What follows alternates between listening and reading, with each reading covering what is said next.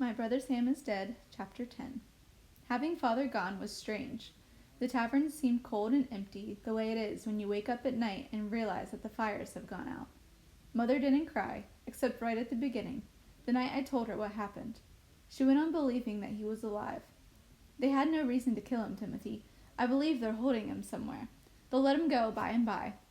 But the days passed, and he didn't come home, and soon she changed her story. He's in a prison ship somewhere, she said. As soon as this terrible war is over, he'll come home again. I don't know whether she was saying what she believed, or was just trying to keep me from thinking that my father was dead.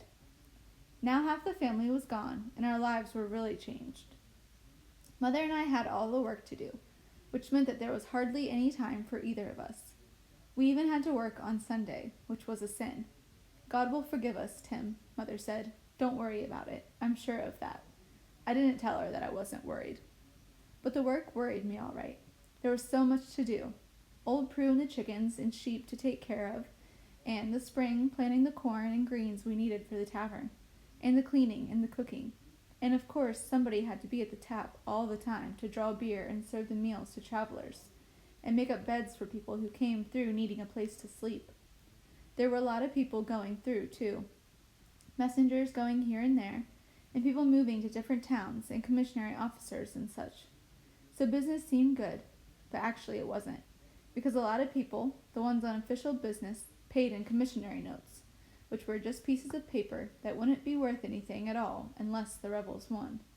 You couldn't buy very much with the commissionary notes. A lot of people wouldn't take them, unless they were strong patriots and felt they ought to, in order to show faith in George Washington and the rebel government. Business was good in the storefront, too. Food was in short supply, and so was everything else, and we could sell anything we could get our hands on. Cloth, farming tools, wheat, sugar, rum, anything at all. We even started dealing in used goods. Farmers were desperate for everything. Shovels, plowshares, candle molds, churns, and all the rest of it. Sometimes Mother would hear of a widow whose husband had died or been killed in the war, and couldn't manage the farm anymore. She'd be willing to sell us the old farming tools, and we could easily resell them at a good price. But even that didn't help much. Prices kept going up, and depreciation of the paper money took a lot of the profit out of it. You'd sell a bag of nails for a shilling, and when you went out to buy some more, you'd find that the price had gone up 2 shillings, so you came out behind. We'd raise the price of nails, and then by the time we were able to get a hold of any more, the price would have gone up again, and we'd still be behind. Of course, you weren't supposed to raise prices. The Connecticut General Assembly had made laws about how much you could change for things. But the laws weren't any use. If you had to pay 2 shillings for nails, you couldn't sell them for 2 shillings, no matter what the law said. What we did was get around the law by charging the legal 2 shillings for the nails, or whatever it was, and then charge a shilling more for the bag we sold them in. It wasn't really honest, but we didn't have any choice. The whole thing really made me feel pretty sick. Working that hard from sunrise to sunset and never being able to get ahead. But there was nothing you could do about it except pray every night that the war would end soon, and Father and Sam would come home again. We spent a lot of time trying to get letters to Sam. Mother figured that once Sam realized that his own side had captured or maybe even killed his father, he'd come home and help manage things. He should be tired of playing soldier boy by now, Mother said. I should think that glory would have worn off. She had a talk with Colonial Reed about it. Colonial Reed had been head of a whole regiment of militia, but he'd quit the job. He said it was because he was too old, but everybody knew that it was just an excuse. He'd quit because he was against the war and didn't want to fight in it. He was a patriot, but he didn't approve of the war. He said to my mother, Mrs. Meeker, even if you can persuade him to come home, they may not let him. That doesn't seem right. Of course Sam could claim it was a hardship case, the father gone and only the younger brother left at home, but the fact that Mr. Meeker is considered a Tory won't help. Mother said, if he's got the brains he was born with, he won't tell them that, will he, Colonial Reed? Colonial Reed smiled. I don't imagine he will, Mrs. Meeker. But I wasn't so sure anybody was going to be able to change Sam's mind to begin with. He'd got himself set to win the war and throw the British out of the country, so we could be free. And when Sam was determined, he usually stuck to things. Pig-headed was what some people called him, but not me. Of course, I still hadn't figured out what he was fighting for. It seemed to me that we'd been free all along. What had the English government ever done against me? I thought about that a lot, and I never could find any way they'd hurt me that mattered very much. Naturally, in church, we had to pray for the king and parliament, and that was a nuisance because it made the prayers go on longer. As a matter of fact, we weren't supposed to pray for the king and parliament anymore. The assembly had declared that it was treason to pray for them. But Mr. Beach was pretty brave, even though he was over 75 years old, and he went on praying for them anyway. A couple of times, rebels had come into the church and pulled him down from the pulpit and pushed him around, but he didn't care. He made us pray for the king and parliament just the same. Still, besides having extra prayers, I couldn't think of anything the king had made me do that I didn't want to. But that wasn't the way Sam felt about it, and I wasn't exactly sure he'd come home even when he finally found out that Father was gone. There was only one way to find out, so we kept trying to get messages to him. We asked Betsy Reed to tell him about Father if she got in touch with him, but she didn't know where he was any more than we did. So there were a lot of changes in our lives, but the biggest was the one that was happening inside myself. Ever since I had got the wagon home by myself, I hadn't felt like a boy anymore. You don't think that things really happen overnight, but this one did. Of course, I was dead tired when I went to bed that night, and Mother let me sleep late in the morning. And when I woke up, I was different. I noticed it first at breakfast. Usually I sat there over my porridge, moaning to myself about the chores I had to do, or having to go to school or something, and trying to think of some way to get out of whatever it was. Or when Mother turned her head, I'd scoop a fingerful of molasses from the jar and stir it into my milk. Or I'd eat breakfast slowly so I could stall off going to work. But that morning, after the terrible trip home, right from the first moment we got finished saying grace, I began planning the things I had to do, which things had to be done first, and what was the best way to get them done. It was funny. I didn't even cross my mind to stall or try to get out of the work. I didn't wait for Mother to tell me what to do. I brought the subject up myself. I've got to get the wagon unloaded right away, I told her. Everything will get damp sitting out there in the barn. Maybe I can get Jerry Sanford to help me roll the barrels down. Mother nodded. I think she must have been surprised to hear me talk like that, but she didn't let on. You'll need somebody bigger than Jerry. Perhaps you can hire Sam Smith's Negro, Ned. We discussed it all, and about halfway through breakfast, I began to realize that I had changed. I wasn't acting my usual self. I was acting more like a grown-up. You couldn't say that I was really an adult, but I wasn't a child anymore, that was certain. I thought about showing off in front of Sam when he came home. I'd say things like, "Well, Sam, we decided not to put the oats this year. We're going to use the space for corn." Or, "We're not keeping the kitchen fire going all the time. I haven't got enough time for wood cutting as it is." I would be the one who knew about things, not him.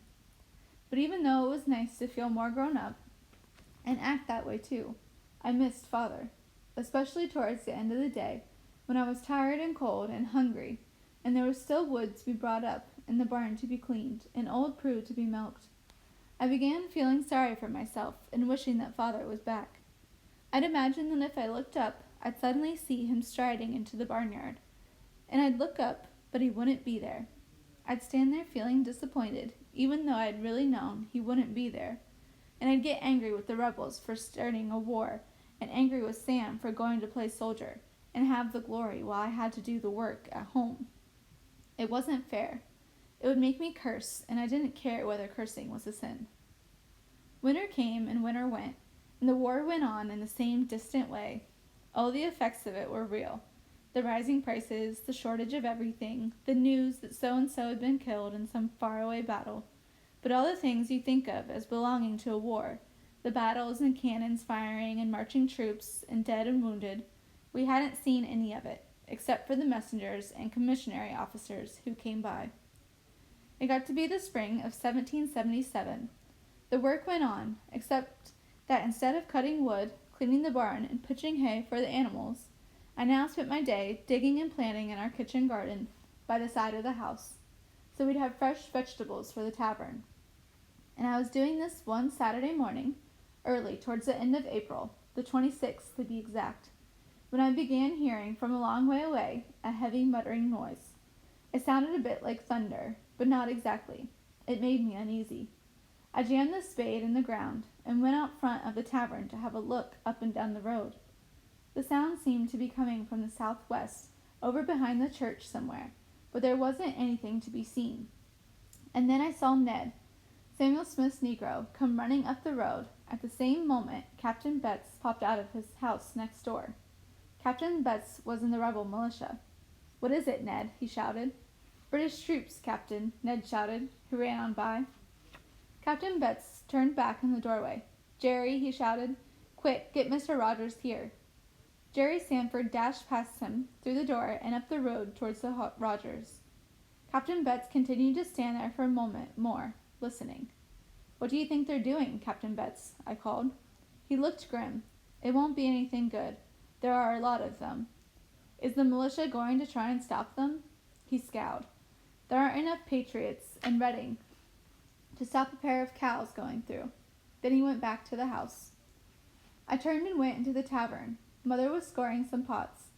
"British troops coming," I told her. "What do you think they'll do?" "Drink and not pay for it," she said. "That's the rule with soldiers. Take the good powder out to the barn and hide it in the hay." I did it, and then I ran back around to the front to watch the soldiers come. Now I could see a fine shading of dust in the air out behind the church, raising slowly and drifting away. The noise grew louder. I watched, and all at once through the hedgerows I caught a glimpse of movement and things flashing. In a moment the vanguard appeared around the bend. There was a drummer boy banging away in front, and a standard bearer, and then a couple of officers on horseback, and then the marching men. On down the road toward me they came. It was a frightening thing to see. They just kept coming on and on as if nothing in the world could stop them. Now I could see cannons, each of them about 12 feet long and drawn by 2 horses. I figured they must be 6-pounders from what I read about it. Behind them were wagons full of boxes and bags, powder and balls and such, I figured. The dust rose up through everything, turning the red uniforms, the cannons, the wagons all a grayish brown. They marched past the tavern, pulled off into the training ground, and broke formation. Mr. Rogers ran by with Jerry Sanford coming behind him as fast as they could. They dashed into Captain Betts' house. I hoped they weren't trying to get the train band organized to fight the British. That was impossible. There were hundreds of redcoats milling around on the training ground, maybe thousands even. Most of the people in the village were standing in their yards watching. The children kept dashing up the road to the training ground to get a closer look, until their mothers saw them and dragged them back home again. In the training ground, the soldiers were settling down to eat breakfast, dumping their packs on the ground, and stacking their muskets into neat little teepees, 4 or 5 together. I kept hoping that some officers would come into the tavern for rum or beer or something to eat. I wanted to see them close up and listen to them talk. Oh, those troops were impressive looking, with all those belts and buckles and powder horns, and bayonets and so forth dangling about their red uniforms. How could people like Sam expect to beat them? But the officers didn't come into the tavern. Instead, 3 or 4 of them rode up to Mr. Heron's house. I saw Mr. Heron open the door and let them in, and they disappeared. I guess that Mr. Heron had known in advance that they were coming. Probably he had set out a big breakfast for them. It gave me a funny feeling to realize that while Mr. Heron was giving the British officers rum and beef, Captain Betts and Mr. Rogers were sitting in the Betts house 100 yards away, trying to figure out a way to kill them. I went on watching. Some of the bigger children had got away from their mothers, and they were standing at the edge of the training ground, looking at the soldiers. After a while, the children began shouting questions at the men, like they had never killed anybody, and weren't they afraid of the rebels, and so forth. The soldiers joked back with the kids, and after a while I walked over myself and listened. "Where are you headed for?" I asked one of the redcoats. "If I knew, I wouldn't tell you." He had a funny accent. "Where are you from?" I asked. "Where are you from, lad?" "Right there," I pointed to the tavern.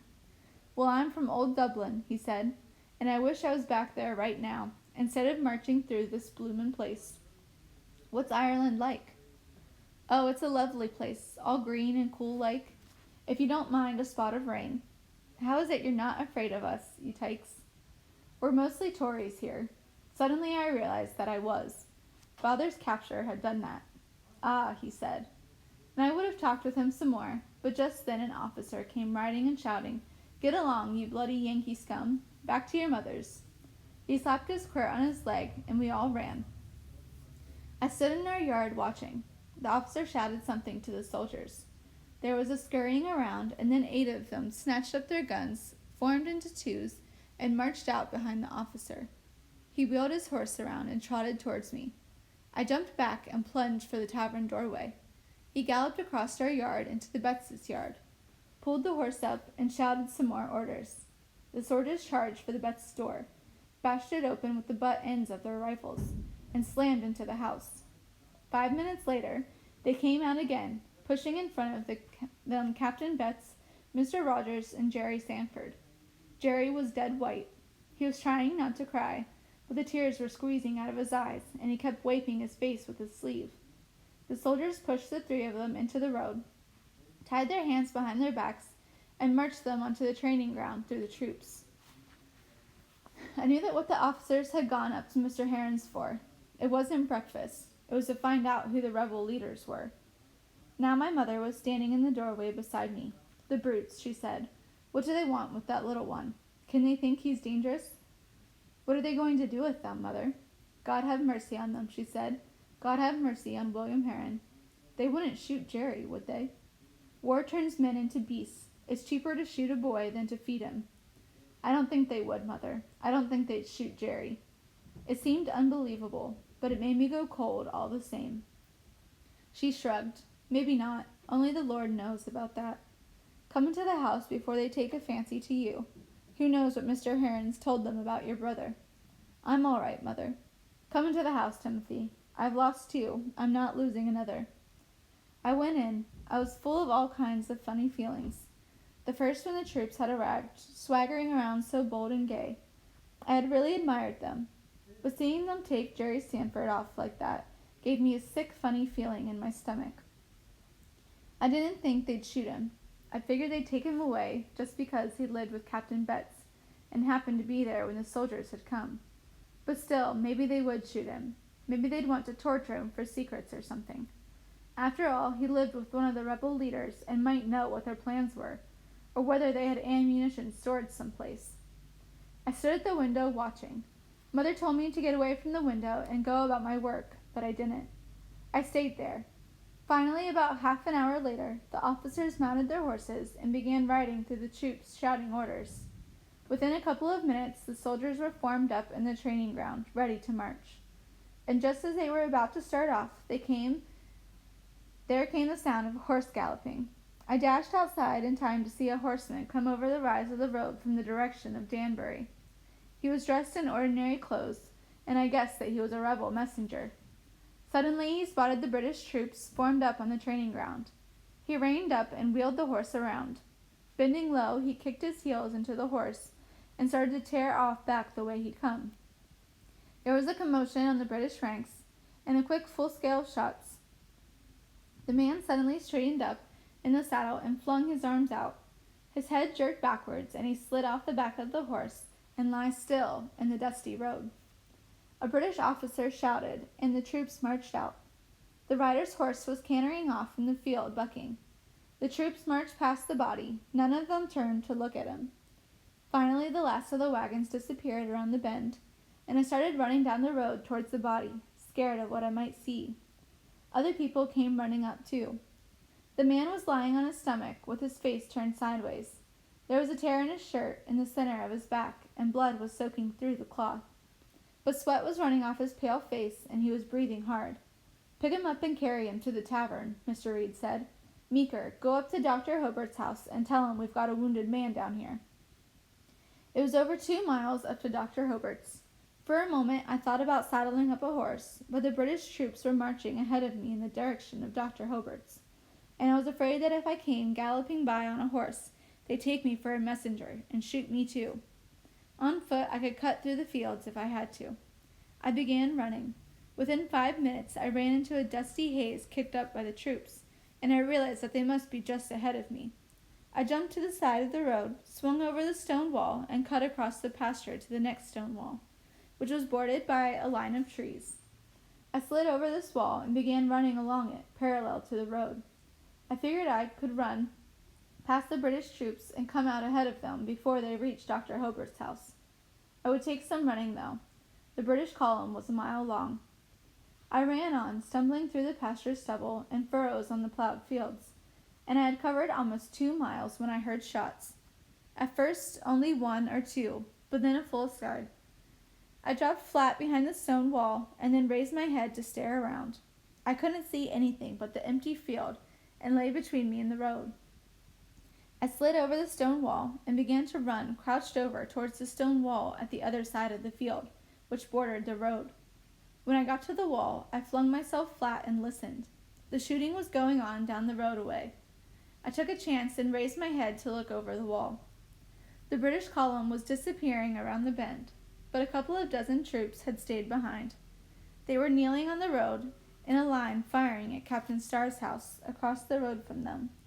On the other side from where I lay, from where I was hidden behind the stone wall, I could look through the downstairs windows in the side of the house.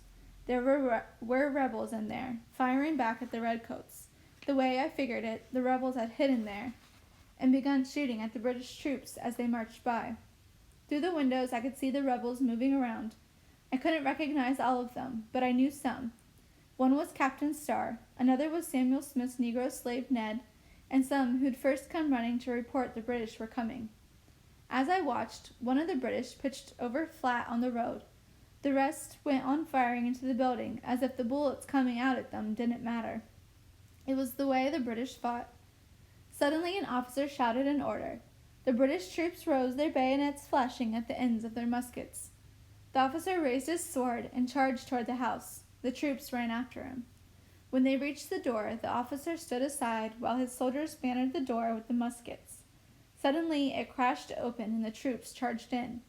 I heard somebody shout, "There are some damn blacks in here. What shall we do with them?" "Kill them," the officer yelled. He charged through the door, waving his sword. I could see Ned swivel away from the window where he crouched, attempting to swing his rifle around to get a shot in at the officer. But the officer was quicker. He slid his sword into Ned's stomach and then jerked it free. Ned staggered around, still raising his gun up for the shot. The sword flashed in a bright arc, the fastest I ever saw it move. Ned's head jumped off his body and popped into the air. I never saw it fall. I dropped down behind the stone wall and vomited all over myself.